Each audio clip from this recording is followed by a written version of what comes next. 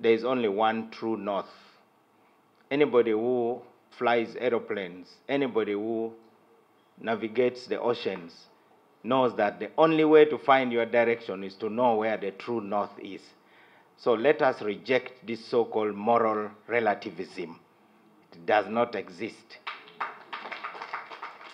There are some things that are right and there are some things that are wrong.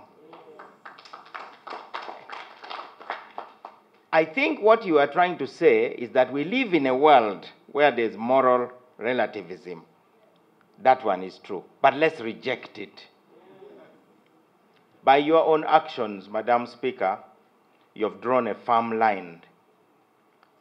A straight line can only be used, can only be determined by a ruler.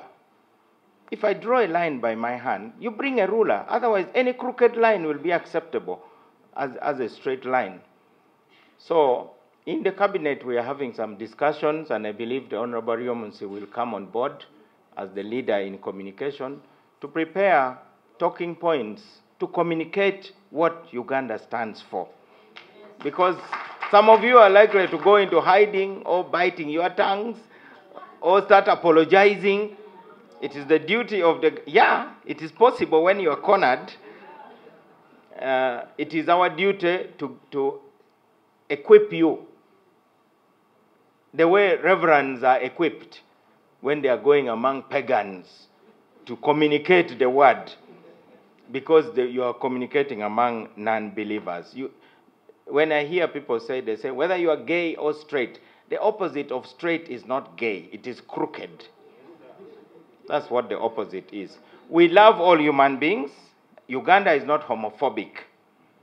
There is nowhere in Uganda where people are running around killing gay people. But some of us have asked that if we went to those foreign countries and tried to teach them a new way of life and say you can have one father and 6 mothers, would they allow us publish a textbook with that? I doubt. Therefore, it is important. But our worldview, in a country where our motto is for God and my country, is from a Christian point of view, at least for most of us, a godly point of view. And this brings even the Muslims, who also celebrate Jesus as Prophet Isa. Finally, I want to thank our preacher for a very powerful message. Madam Speaker, when you come here, please read and believe in Luke 4:18. That one is the one which says, the Spirit of the Lord is upon me, just in case you've forgotten. It is somewhere between Genesis and Revelations.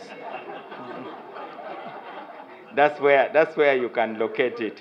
Because when you say it while standing before us, believing it, then you'll actually celebrate the gift that you have. You are not the one presiding. You are an instrument. And once you realize that, then you are not going to be afraid. Because it is human to be afraid. You know, even Jesus said, you know, this cup, if it could pass, but thy will be done. Now, so I'm sure even you, in your own reflection, you must have had those moments. Pastor Abed Bonica, my friend, we have walked along. What unites us is our belief. Many of those who are preaching these strange gospels pretend to have our best interests at heart, but actually they are choking us. There's a story.